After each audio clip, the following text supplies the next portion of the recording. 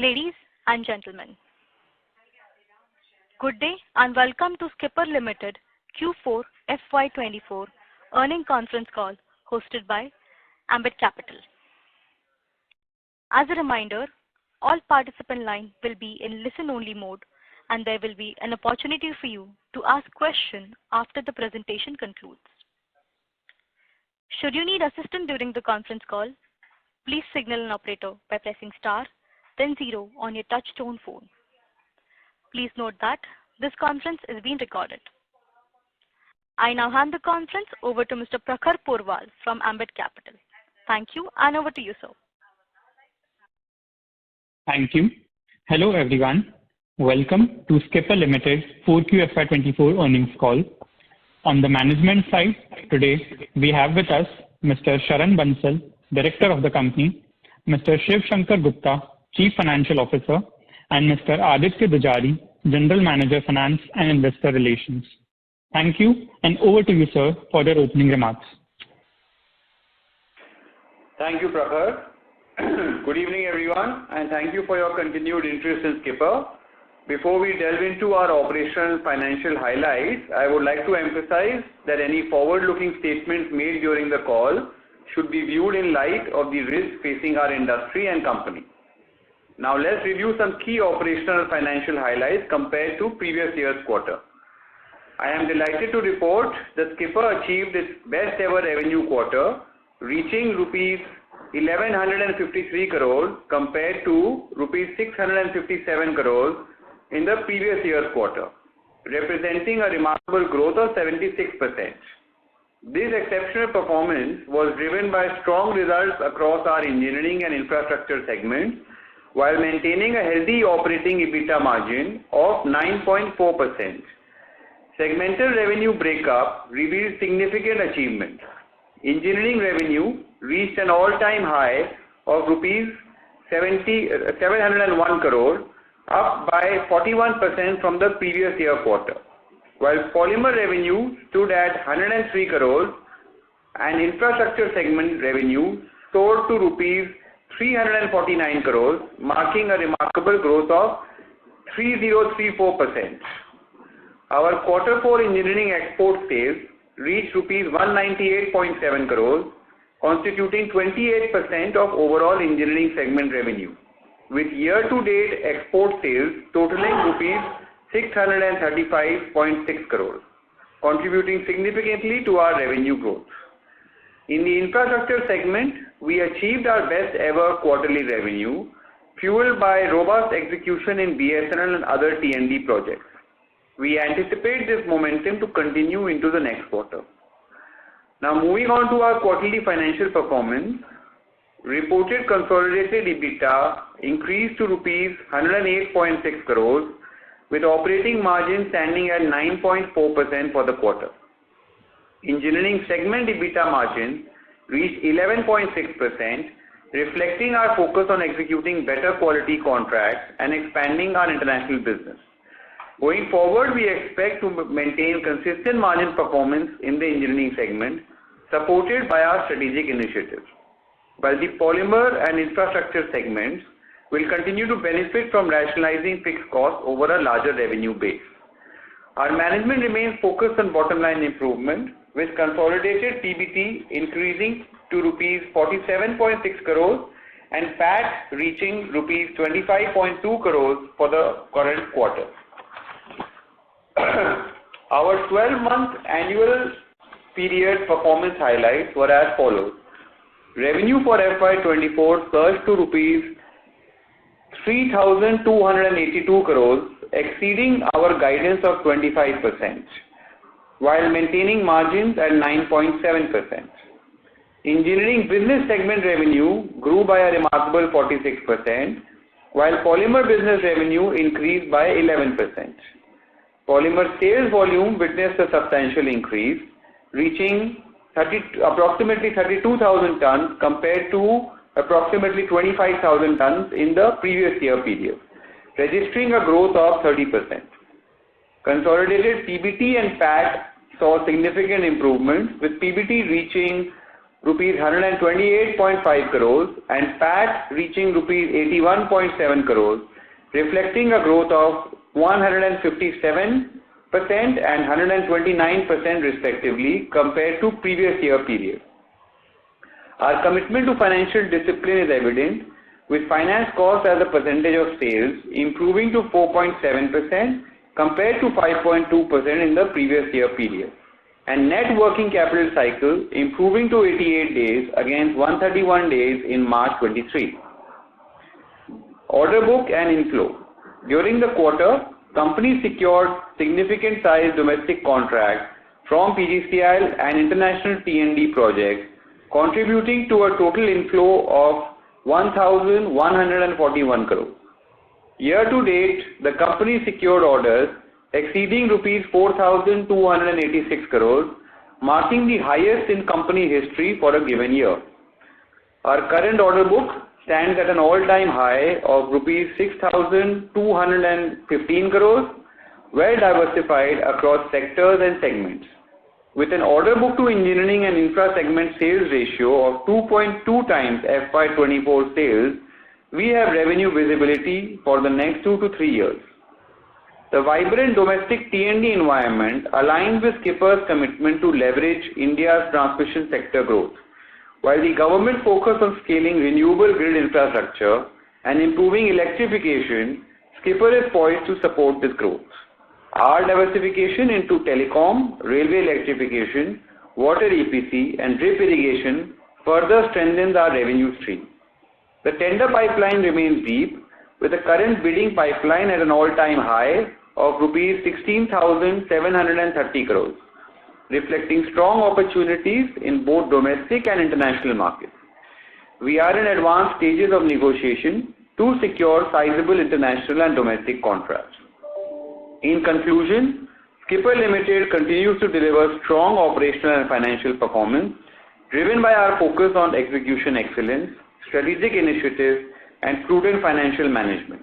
We remain optimistic about the future and are confident in our ability to create long-term value for our stakeholders. Thank you, and I am happy to take your questions now. Thank you very much. We will now begin the question and answer session. Anyone who wishes to ask a question may press star and 1 on the touch-tone telephone. If you wish to remove yourself from question queue, you may press star and 2. Ladies and gentlemen, we will wait for a moment while the question queue assembles. The first question is from the line of Dhruv Agarwal, an individual investor. Please go ahead. I'm audible, ma'am? Yes, sir. Yes, Mr. Dhruv, please go ahead. Good evening, sir. Congratulations on the best ever quarter, sir. So my first question is, sir, there has been a huge fall in the gross level margins over year on year and over quarter on quarter, sir. That is, it has been fallen to 21% in quarter 4 FY24 from 36% in quarter 3 FY24.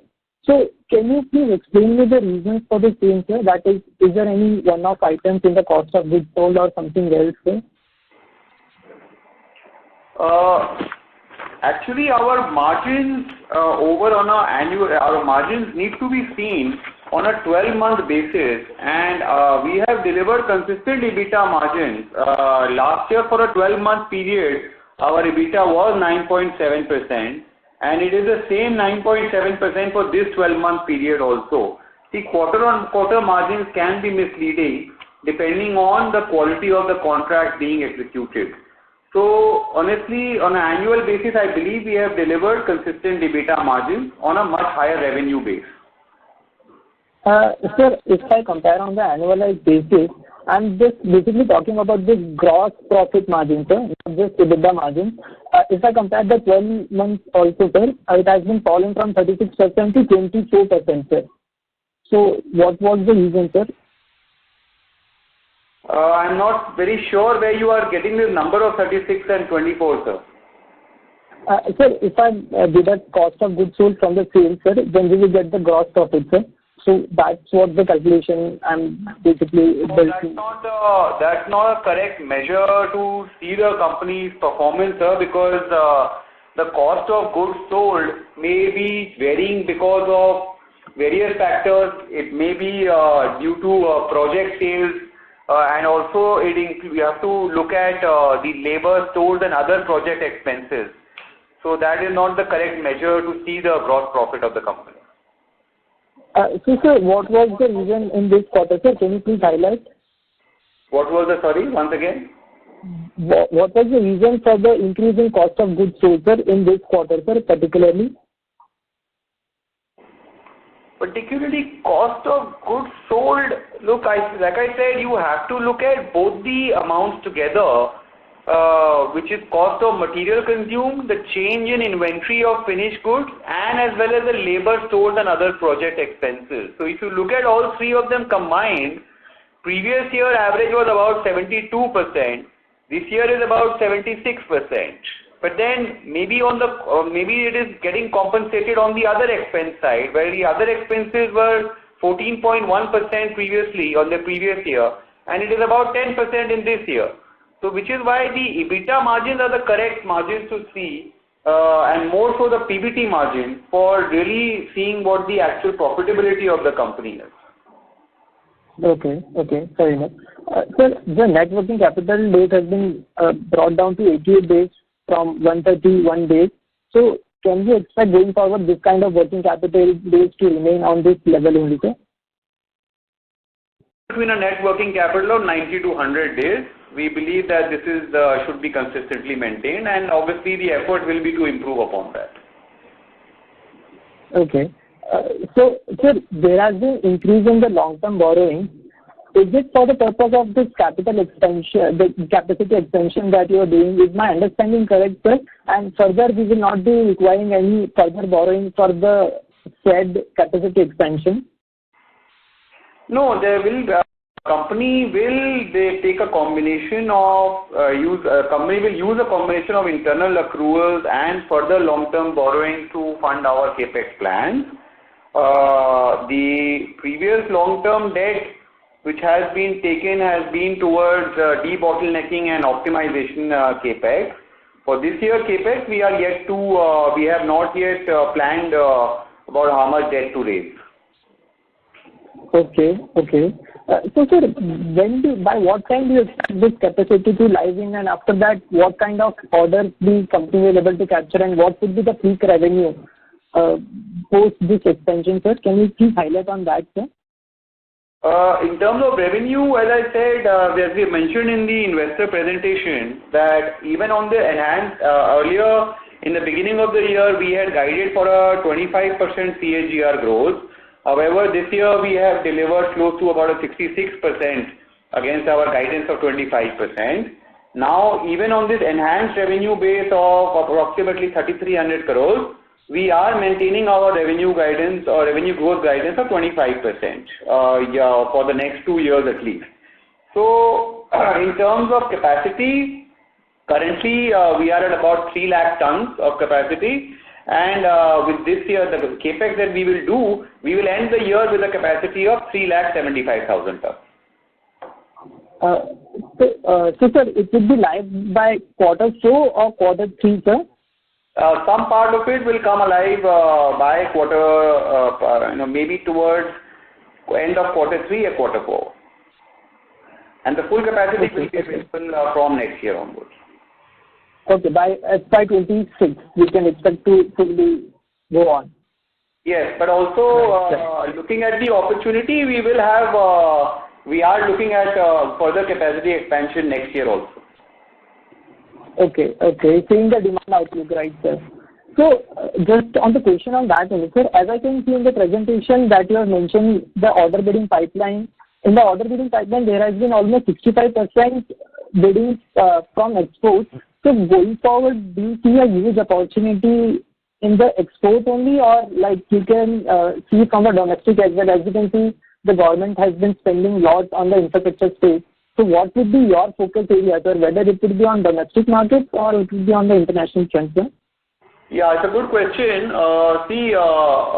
This year also looking at the strong focus of the government on infra spending, and the good number of projects under the TBCB mechanism being bidded in transmission field, we do expect very robust order inflows on the domestic side.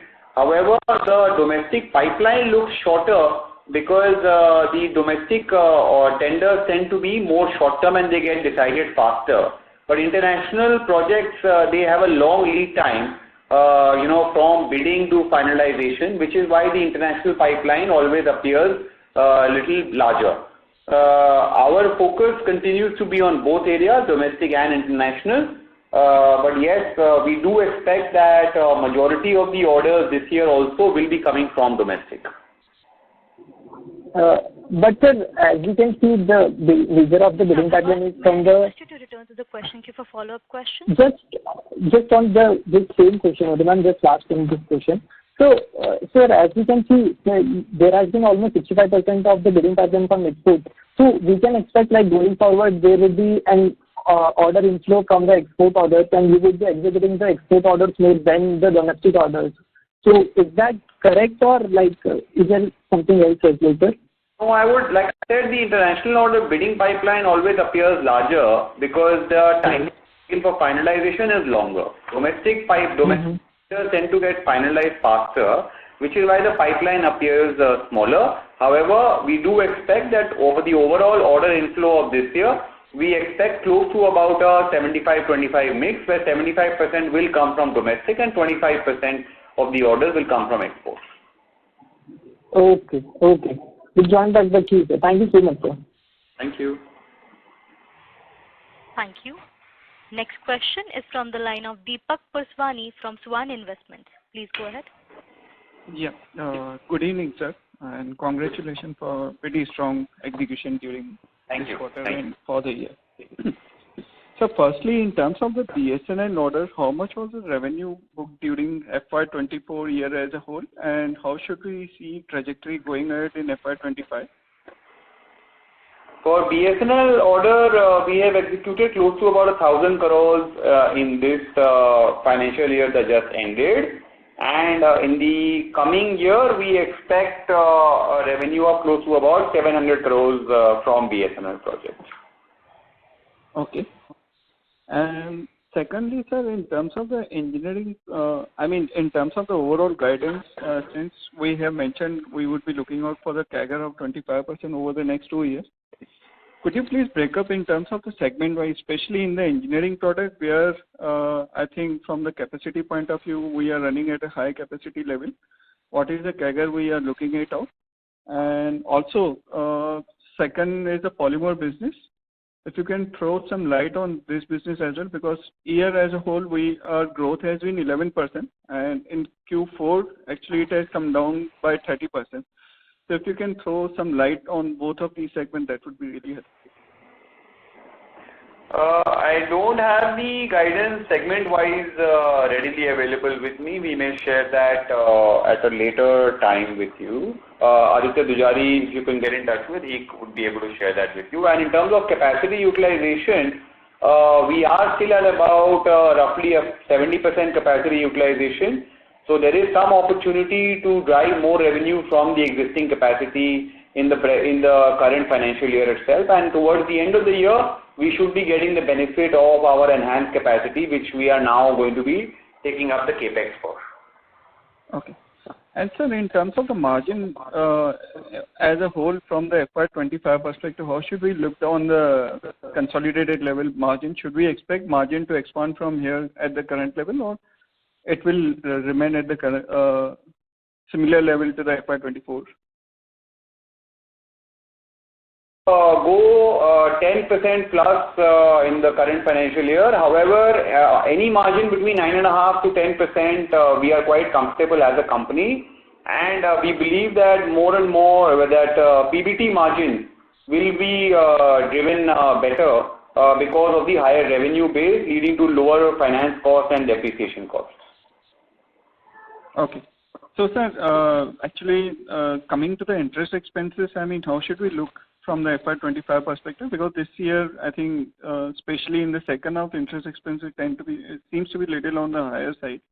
I mean, going ahead, how should we look into as a percentage of revenue for the FY25 year as a whole? I believe right now we have done very well this year in bringing down the interest cost from earlier 5.2, I believe, 5.25 to 4.7 approximately. So certainly I think in the coming year, anywhere between 4.4 to 4.5% would be our target to take the finance cost as a percentage of revenue. Okay. And also, sir, could you please also throw some light in terms of the fund-based limit and non-fund-based limits and how much is currently utilized? In terms of fund and non-fund, non-fund itself is not 21.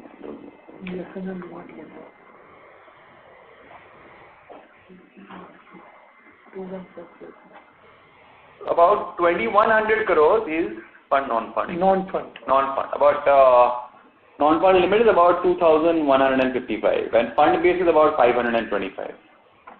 And how much of utilization is about 60 odd percent. In both the fund and non-fund both? Or? Non-fund is more. Non-fund is close to about 80 to 90% and fund base is generally 60%. Okay. So, sir, from the strategy point of view, going ahead, I mean, how should we look in? Because our non-fund base is currently at 80 to 90%. How should you, I didn't understand the question. I mean, in terms of the announcement of the non-fund limit in future? Well, that will be based on the company's requirement and the kind of projects we expect to get. So, I believe that will be really based on the company's working and requirement from time to time. Okay. Thank you. Thanks a lot, sir. Thank you. Ladies and gentlemen, in order to ensure that management is able to address questions from all participants in conference, please limit your questions to strictly only 2 questions per participant. Should have a follow-up question, we request you to rejoin the question queue. Next question is from the line of Balasubramaniam from Arihant Capital. Please go ahead.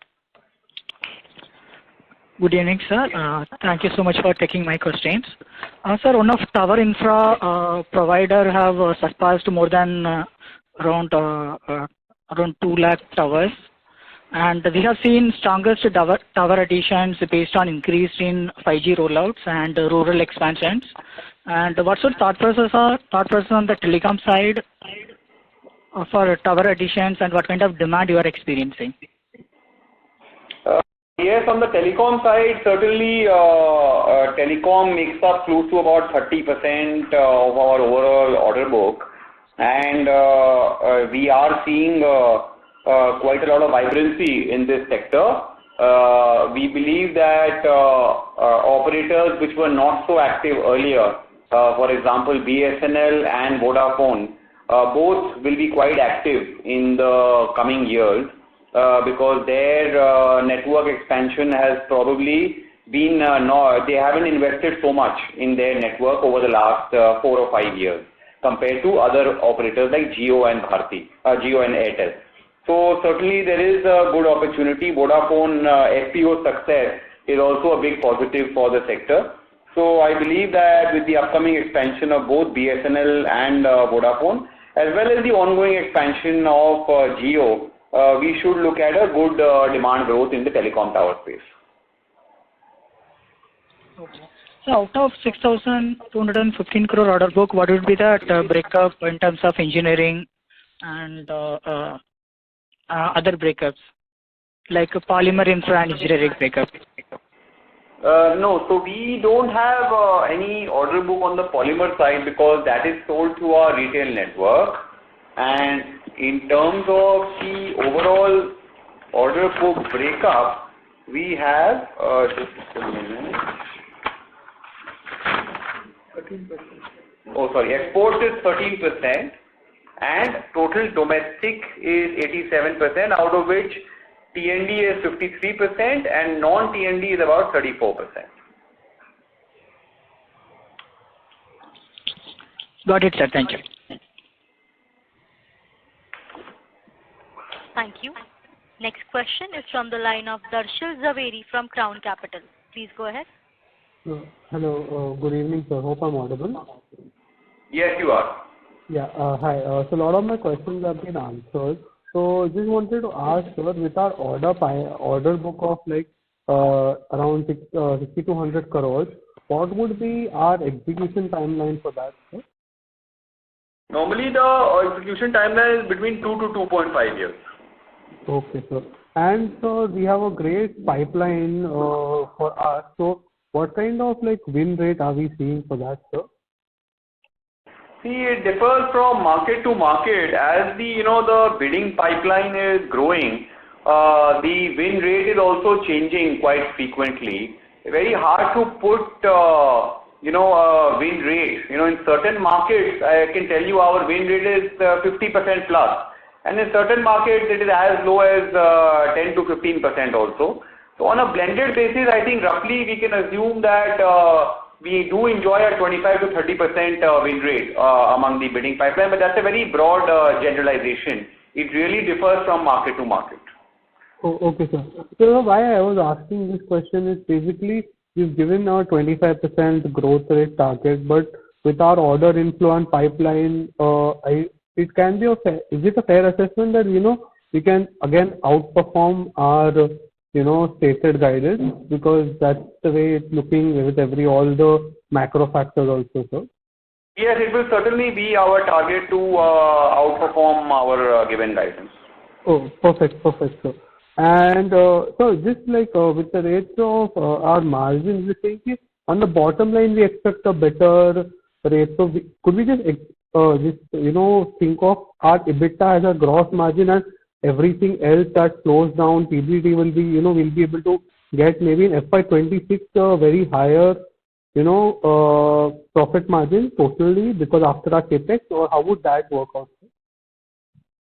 I believe that company is looking at continuous improvement in all margins, whether it is EBITDA margins, PBT margins, or PAT. We don't want to give any particular guidance beyond what I have said earlier right now. However, obviously with growing revenue and better quality contracts, more export markets, I believe there is a lot of scope for margin expansion in the coming years. Oh, perfect, sir. Just one final question, sir. So any kind of risk, like in terms of regulatory risk or something that that can hamper us, our growth prospects, maybe telecom sector or something that you see as a risk, that something that can hamper us? No, we have absolutely negligible bad debts in our company, so we don't see any kind of receivable risk on that side. Oh, regulatory. I'm sorry, you were asking about regulatory. Yeah, any kind of maybe an industry norm changes or something on that sort of that can hamper us, maybe Not really. No, I think that there are no our business, I don't see any sort of regulatory risk at all. Oh, perfect. Thank you so much, sir. All the best, sir. Thank you. Thank you. Next question is from the line of Rishi Kothari from PI Square Investments. Please go ahead. Hello. Yeah. Hi. Thank you so much for the opportunity and congratulations on the numbers. It has actually very stellar performance. On the question front, I would like to ask that I saw a point in PPT that the engineered products made from the broader market is developed market, that is North American, Asia Pacific and West African. So it was generally been order coming from the Chinese market and Turkish market. So what exactly made the shift to the players from the China market to the Indian market and specifically to us? Is it because of the product specification that we generally provide, or is it because the market, or is it because of geopolitical reasons that we see around the world? It's a good question. I think overall what we are seeing that like in most industries, buyers around the world are adopting a China plus one strategy, and more customers are trying to move their supply chain away from China. So certainly there is a very strong opportunity for good Indian manufacturing companies to take that space being vacated by Chinese companies, and I think that's something which we are also benefiting from around the world. So I feel that this trend will continue. Of course, the change will happen gradually. It will not happen very suddenly, but there certainly is a gradual change on the positive side. So we can expect that yes, more and more of these markets which were earlier dominated by Chinese and Turkish companies will move towards Indian suppliers. And also, any product specific USP that we generally provide them that makes us differentiate from our competitors, generally domestically speaking, for any Indian players? I think engineering strength is certainly something which is a big advantage for us. We in our company, Skipper, we certainly have very strong engineering capabilities of design, load testing, and R&D. Which our customers really find a big value add in working with us. Okay. And also, are we seeing any specific demands from different sectors apart from telecom, distribution, and non-PMB, like for example railway, or any sort of different demand from other sectors? Apart from renewable also, any order book size that we see in the different sectors? As of now, we are focused on our sectors of power transmission and telecom, and we are working on enhancing our products and services within these sectors itself. Company remains open to entering other areas as well as the opportunity arises. But as of now, we see enough opportunities in our two focus areas. Okay, yeah. Thank you so much. I'll join the queue. Thank you. Next question is from the line of Saket Kapoor from Kapoor Co. Please go ahead. Yeah, namaskar, sir, and thank you for the opportunity. Firstly, sir, congratulations for a very good set of numbers and also very detailed set of investor presentation. It covers all the major points and input, and we look forward for the continuity of this setup in terms of the investor presentation. So thank you. The team has worked really hard for that. And thank you. Yes, sir. And sir, if now for the EPC part, if you could give some more color, what kind of in which segments do we see the bid pipeline getting stronger, and how would the margin profile look like? Are these fixed price contracts, or do we have escalation clause? Some more color on the EPC project, and that's it. In the EPC side, because of the large amount of opportunities available, because of very good number of bids and projects that are up for bidding, we believe that there is sufficient opportunity to take adequate buffer for fixed price contracts, and certainly that will be the theme going forward. Okay, so we have booked orders for the water scheme also. I think with the Jal Sinal scheme, those are the fixed price contracts generally. Yes, but those we have only one or two small projects in that area right now. We don't have large projects. Our major projects continue to be in power T&D only. Okay, sir. I think yeah, sir. What would be our capex, and how much money we need to do the capex for the augmentation of the capacity, and how are we going to fund it?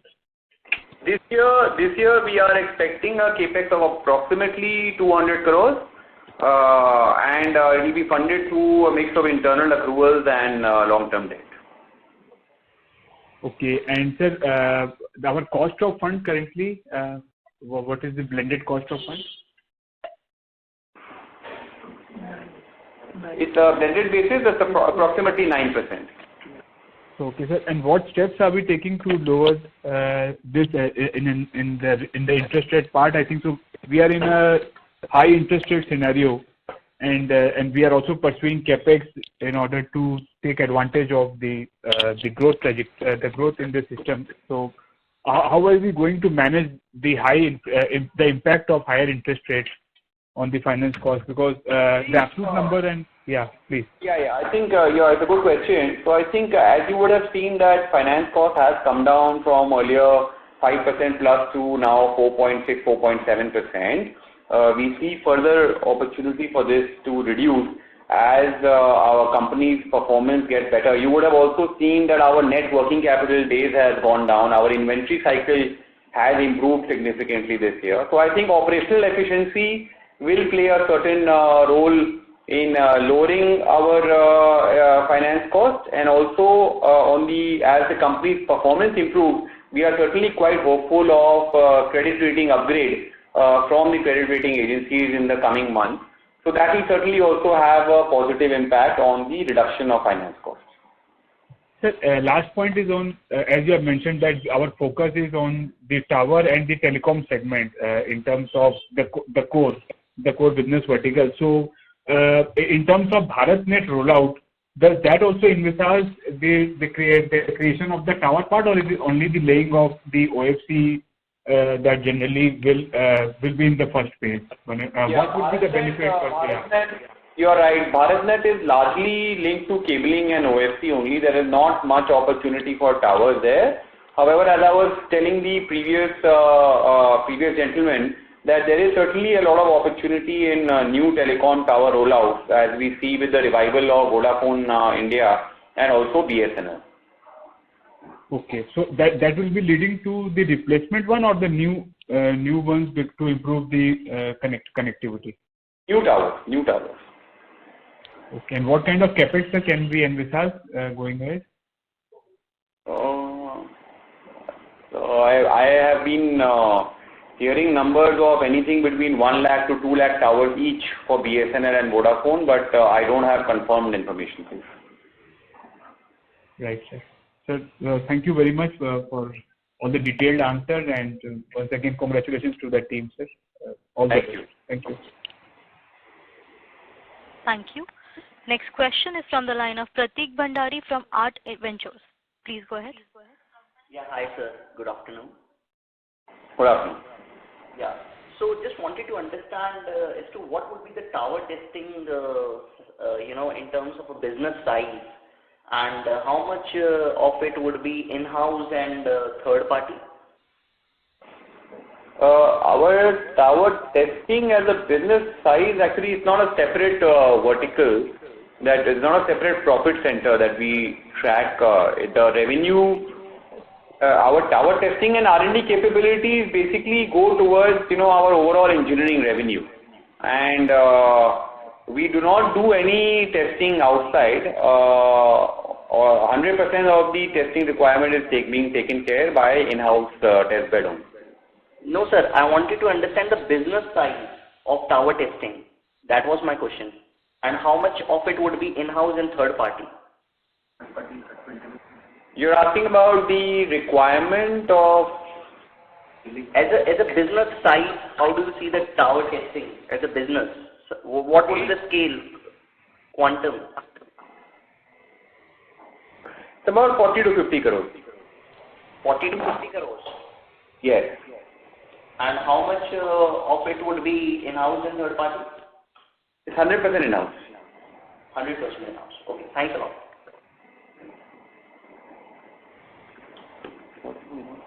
Thank you.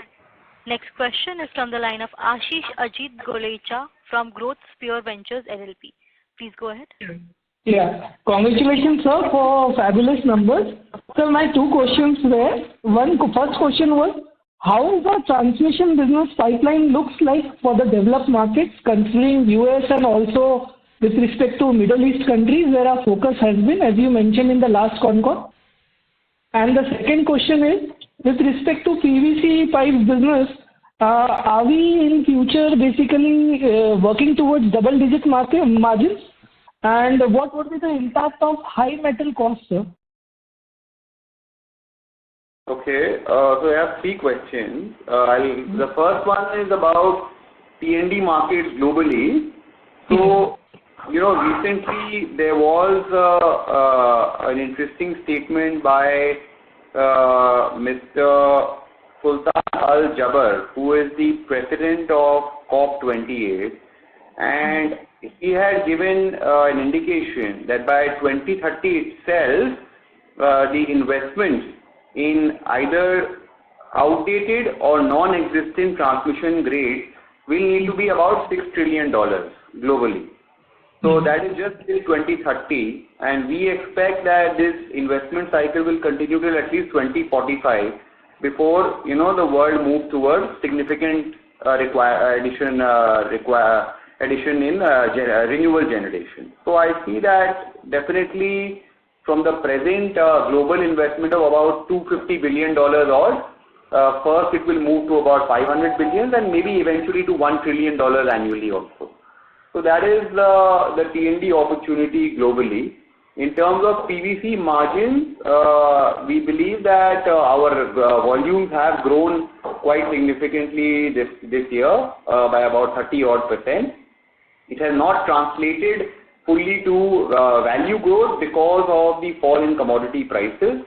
And in the coming years, certainly we do expect good growth in both top line as well as bottom line in the PVC business, and yet we do target that we should achieve double-digit margins in this business in the coming years.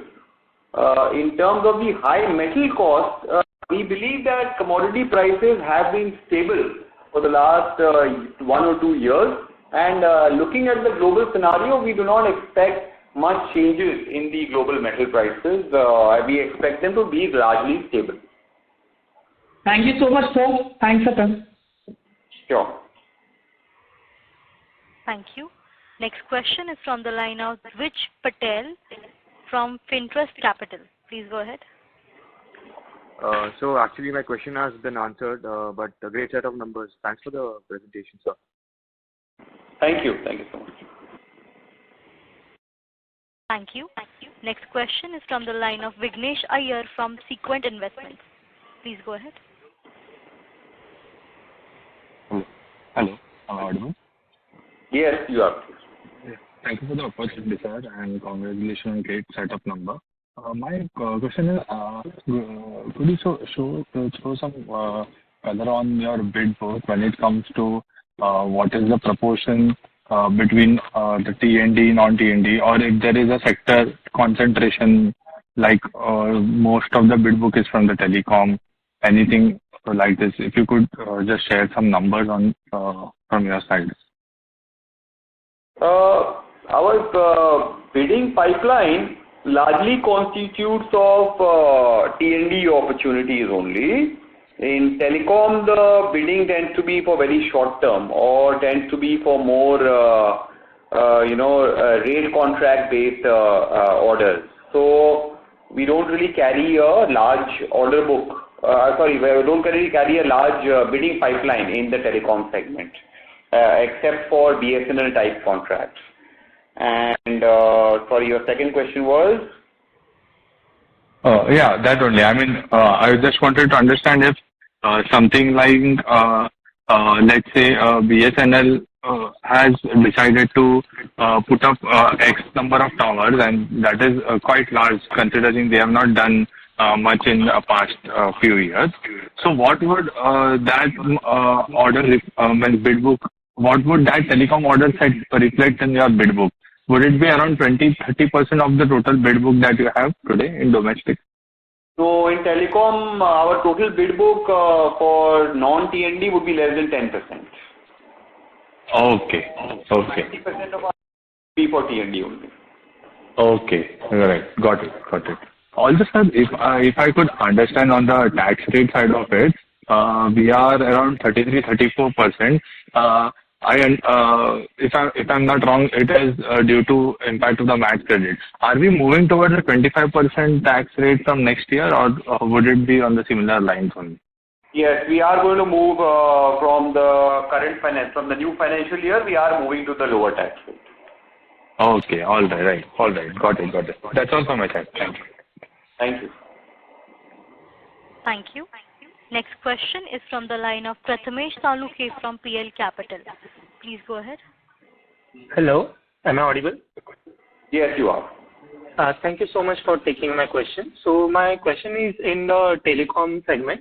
So given the 2-year Given the 2-year visibility in this segment, just wanted to know what is our current market share and what could be our peak market share in the coming 2 years. You're asking specifically in the telecom segment? Yes, sir. Telecom towers, yeah. In telecom towers, I believe that we are a market leader and we would have minimum 15 to 20% market share presently. Okay, and is it really possible to give the market share for other segments as well?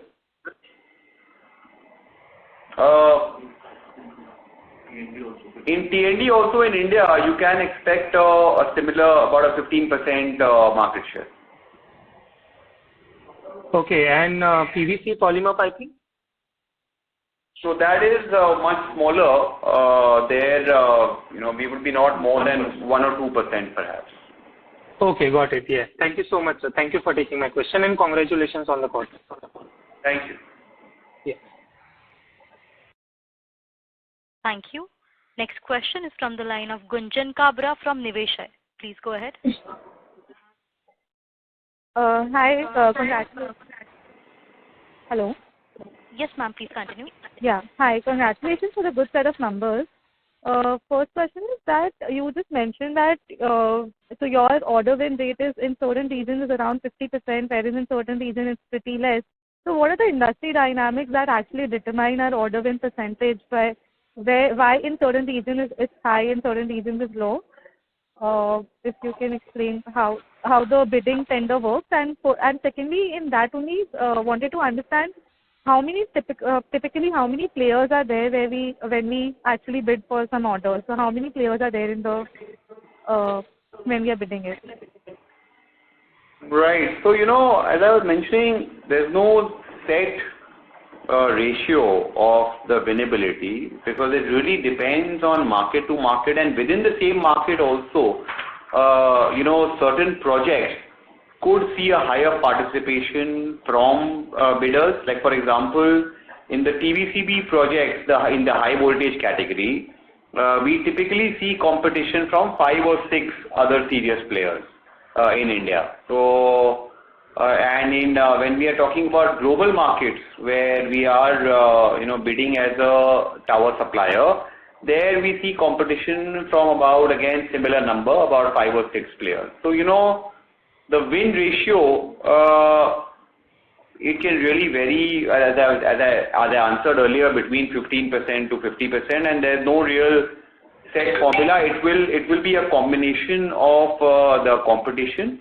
as well as the buyer's inclination, whether in certain foreign markets there could be certain tax advantages that certain other foreign countries have.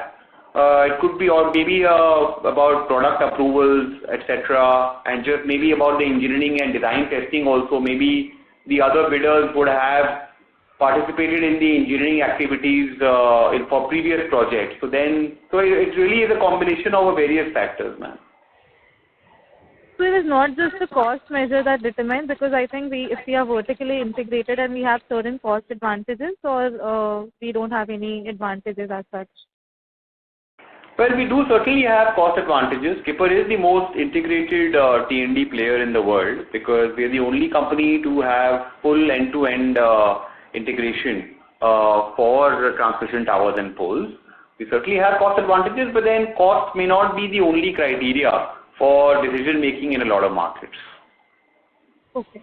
And secondly, I wanted to understand that if somebody is, if a EPC project is for, the project size is suppose 2,000 crores in the transmission segment, then how much cost is incurred on towers in that 2,000 crores? If you can give a rough idea on how much is spent on towers.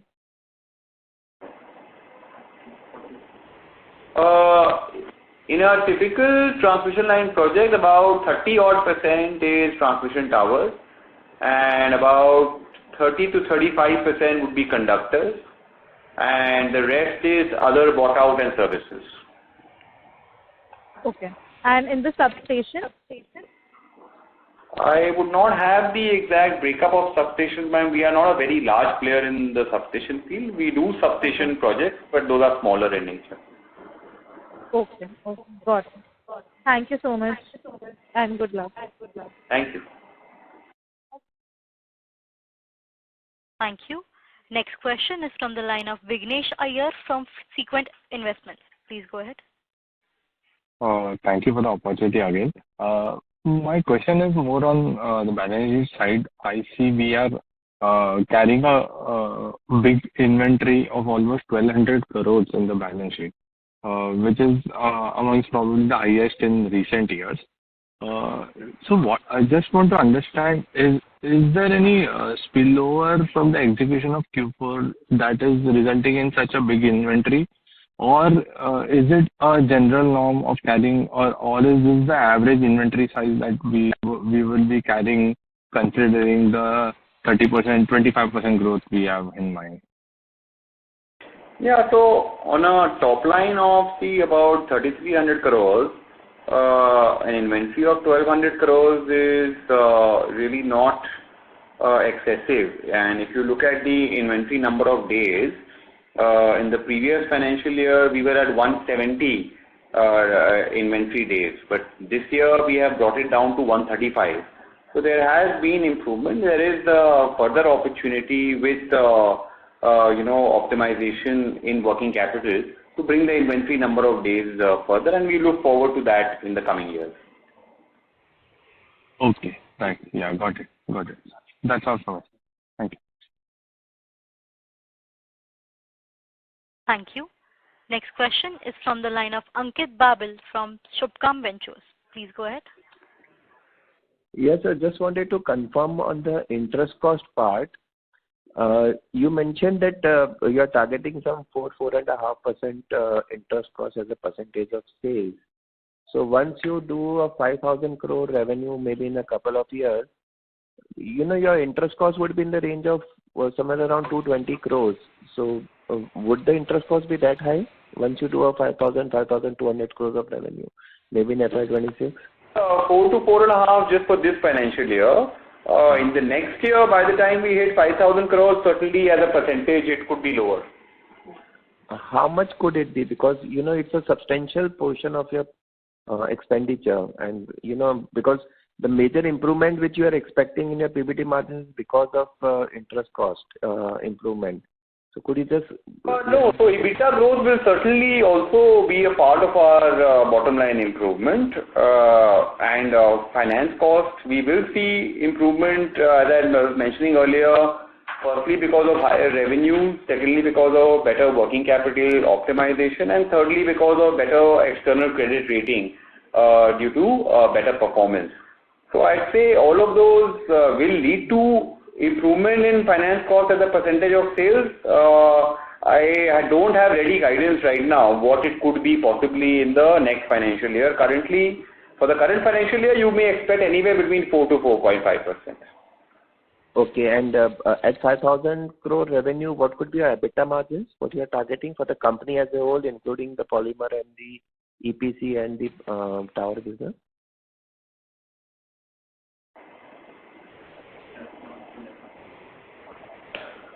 I would say that about 10.5%. 10.5%. Okay. That's it, sir. Thank you so much. Thank you. Next question is from the line of Dhruv Agarwal, an individual investor. Please go ahead. Mr. Dhruv, please go ahead with your question. Yeah. I'm audible. Yes, sir. Yes, please. Yeah. So, sir, what is the capacity utilization in the polymer division stands right now, and what can be the peak utilization that we can achieve? The utilization is about 55% in the polymer business, and at the peak, certainly we can possibly go up to 90%. And in how many times we can, by what quarter or by which financial year we can be able to achieve the 90% capacity utilization, sir? No, so I'm correcting that to 75%, please. Maximum utilization possible. And by I think looking at the market growth opportunity, we should be close to that by this year end. Okay. And after that, are we planning for the capacity addition as well, sir?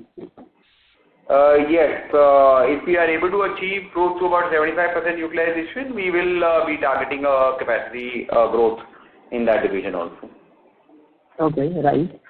So, sir, my second question is, sir, do you expect any kind of slowdown in the coming quarters due to elections, sir?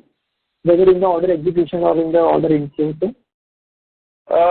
It is possible that, yes, order inflows might be a bit slow in quarter 1, quarter 2 due to election season.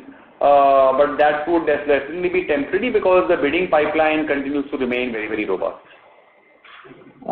So, any guidelines sir, that you can give, like how much revenue will be hit due to this election?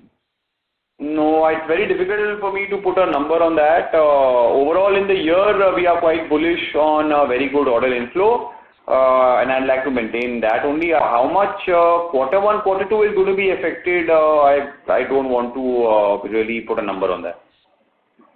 Okay, right, sir. So the last one question. Sir, like as you can see, your infrastructure division has done very well, sir. Going like from the quarter 4 financial year 23 to the quarter 4 financial year 25, there has been almost like 2,800 times jump, sir. So how big can you see this opportunity would be going forward, and do you like to see any opportunity in this segment, sir? I think with the growth of overall infra spending by the government, and particularly the vibrancy in the T&D and telecom sector, overall, look, we maintain our guidance growth of 25% CAGR for this division also. So it's the same growth guidance that we have for the company. We will maintain that for both engineering and infra division. Okay. So, sir, do you have any plans to make this division as big as we can say for the engineering product or something like that? Sir, like it is just for 5 to 10% of the total revenue. Are you looking forward to have a revenue mix of around 20 to 25% in this division, sir? I'm sorry, I'm not able to understand your question. Sir, currently, right now, from the infrastructure projects, the revenue mix is around 10 to 15%, around 10%, sir, in the overall revenue. So, are you looking to expand this division to say 20% or 25% of the total revenue mix going forward? Any plans on that, sir? Because I think it is very fixed type of price contract. So, I think you will be able to get margin leverage on that. No, we don't have any particular plans like that to grow the revenue percentage of infra projects. We do infra projects on opportunistic basis, and I believe that long term this will remain about 15 to 20% of the company's top line. Okay. Thank you so much, sir. On the best. Thank you. Thank you. Ladies and gentlemen, that was the last question of the day. I now hand the conference over to management for closing comments.